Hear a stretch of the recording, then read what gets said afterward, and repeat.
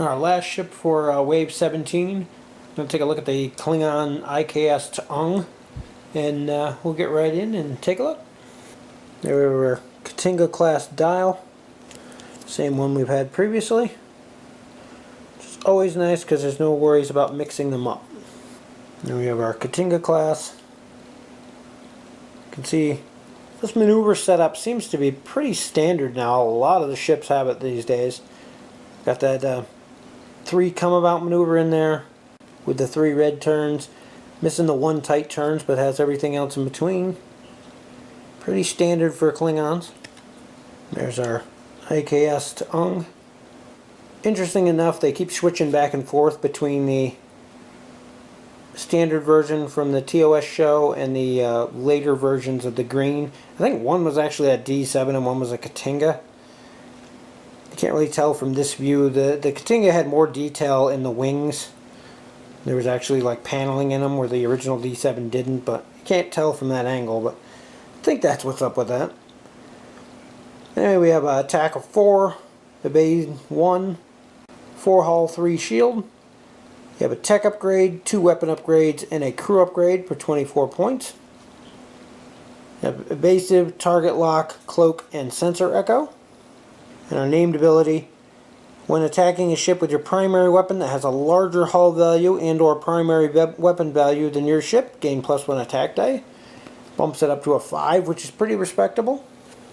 Then we have our generic. You're losing 1 shield and a tech upgrade slot for 22 points. For captains, we have K't'inga, captain skill of 5, 1 elite talent for 3 points. All your Klingon upgrades cost -1 point. The faction penalty is doubled for any non-Klingon upgrades assigned to your ship. And you can only field Klingon elite talent upgrades. Interesting, another mid-range Klingon captain. The fact that he gets the discount on parts makes him useful for ships that are going to be upgrade heavy if you're using them in your fleet. And you can always use an admiral to bump up that rather mediocre 5 skill. Next we have Morag. Captain skill of 3, 2 points. As an action, if your ship's not cloaked, disable all your remaining shields and target a ship at range 1 to 2 that's not cloaked and has no active shields. Disable 1 upgrade of your choice on the target ship and place an auxiliary tower token beside your ship. A lot of requirements to meet there for what it does. If it was a discard upgrade, it might be worth it. Being that you have to be not cloaked and no shields, the target has to be not cloaked and no shields, they have to be within range, and you're going to give yourself an auxiliary power token and use your action for the turn, all just to disable an upgrade. Seems rather steep. I'm sure there's situations where it may be in your favor to do, but it's just a lot of requirements to meet for not that great of an ability in my opinion. Next we have our generic Klingon captain. Captain skill 1 for 0 points. Our elite talent in this pack is Devotion to Duty. 4 points. As an action, when attacking with your primary weapon this round, during the roll attack dice step, you may discard and gain +1 attack die for every damage card assigned to your ship, up to +2. Upgrade may only be purchased for a Klingon captain on a Klingon ship. And of course they give you the reminder tokens for +1 or +2 for use with Devotion to Duty. It's an interesting ability. The fact that it takes an action kind of limits it. Still useful to get that extra bonus attack in there, but 4 points plus a discard plus an action kind of ruins its action economy for me. Could be useful in the right situation, but I think there's better ways out there to spend 4 points. For crew upgrades, I'm going to completely butcher her name. I think it's K'Ehleyr. Right. For 5 points. As an action, you can discard this card to target a ship at range 1. Your ship cannot attack the target ship, and the target ship cannot attack you.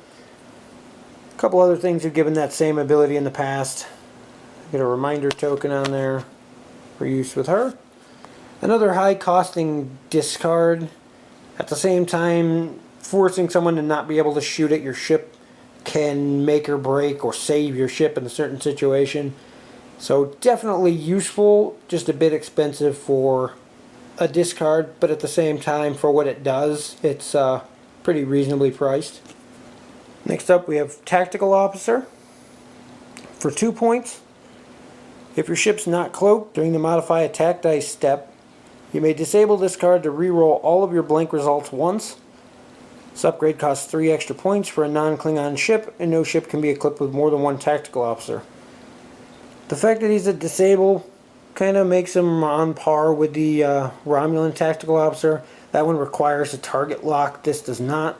That one gave you the extra reroll, this one gets the disable, so it's kind of either or in there, but definitely a nice thing to have in a Klingon fleet where you're throwing lots of dice. Anything that lets you reroll blanks, definitely worth having around. For weapon upgrades, we have Concussive Charges for 4 points. Attack value of 4, range 2 to 3.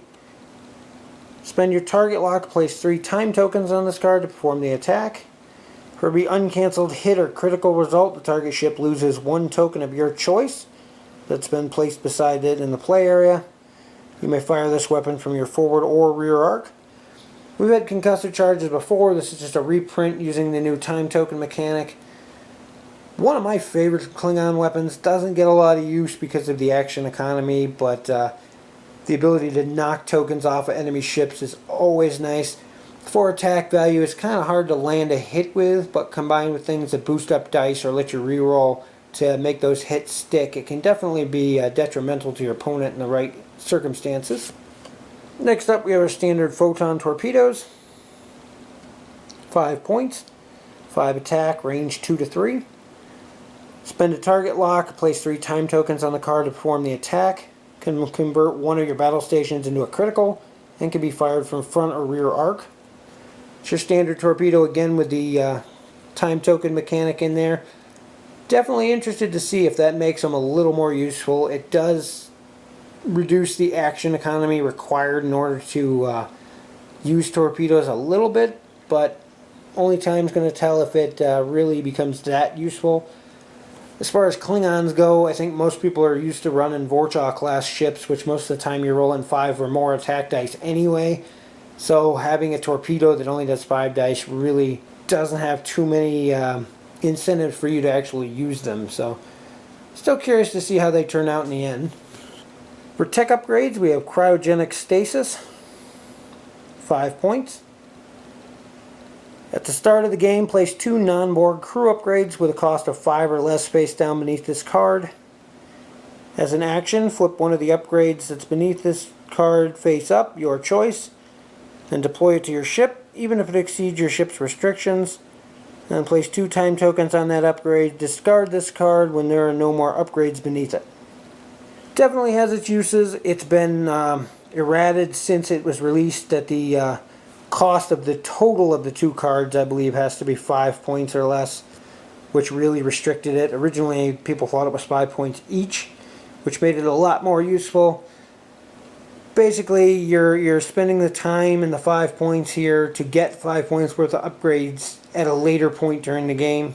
Lets you exceed the ship's normal restrictions, which is kind of cool, but at the same time, you're spending time to unlock them as well as actions to bring them out of stasis.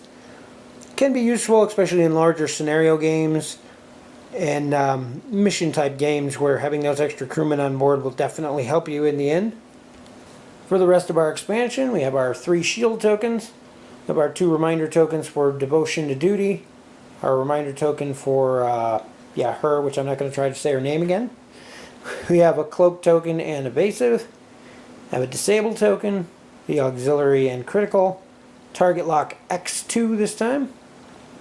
With the additional rules card with time tokens and 5 time tokens here. If you want to see more detail on that, check out the Thunderchild video. I went into a little bit more depth on how they work. Went over the card as well as some of the new stuff that's not even out yet that's also on that reference card. For our mission this time around, we have long range mission. It's 40 points of Klingons, which is basically this ship with the Cryogenic Stasis upgrade, and then 60 points of Federation, including only 1 ship. That's reenacting the episode where this ship actually showed up. and they brought the crew out of Cryo, and I can't remember what series it was out of. But then they ended up putting Worf, I think it was Next Generation, they ended up putting Worf in command of the Enterprise to prove to them that the Klingons and Federation were working together. It was an interesting episode. So before I actually show you the model that goes to this expansion, this was the original one that we got, which with the markings on the wings as a Katinka-class, even though they shipped them as a D7.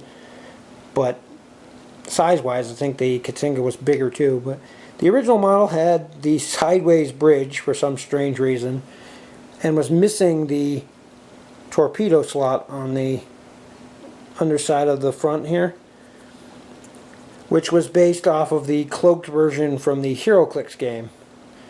Finally, after a couple editions of that version, they finally fixed the bridge, put it on correctly, and added the detail in the torpedo launcher to the front there. And all was good except for the fact that they all still had the markings of the K't'inga-class, even though some were supposed to be D7s. They just reused the same model. Now we got to our new one for this ship, which is now a gold instead of the greenish tinted copper of the previous one. The bridge is still on correctly, as well as the detail on the front here with the torpedo launcher, which is really nice to see that they kept that, but at the same time they started putting the warp nacelles on backwards. So apparently you just can't win as a Klingon player. But lots of detail on the ship. If you're interested in painting, all sorts of cool things you can do. I'm not sure how hard it is to remove those warp nacelles and put them on the correct way, but I'm sure people are out there doing it already. It just looks silly backwards. There's our base for the named version. 90-degree front and rear arc. And the exact same for the generic Katinka-class. 90-degree front and rear arcs. Overall, it's a nice expansion. Handful, a couple interesting things in there. Tactical officers, kind of neat. The new time token torpedoes are kind of cool. Still have to see if they're as effective as torpedoes should be. I still think they're going to be a little bit underpowered, but definitely, at least they're trying something to fix them. The K't'inga captain's pretty nice. The named ability on the ship is pretty nice. Overall, it's a decent expansion. I do think the K't'ingas are a little underpowered. Maybe it's just me. I'm completely happy with my Vorchas. Really want to see a retail release of a Vorcha, so we don't have to keep buying starter sets to get multiples of them. But this one still seems like it can hold its own. It's not as weak as the D7s, which it shouldn't be. Just not as powerful as the Vorchas, which I seem to like better. Definitely some cool stuff in here that you can take and put on other ships in your Klingon fleet, though. Again, as with most of the recent ones, there's nothing in here that's an absolute must-have. So if you're not a collector like me, and if you're not a Klingon player, then you can skip this one and save your money for some of the other upcoming ships. Anyway, that's it for this one. We'll see you in the next video.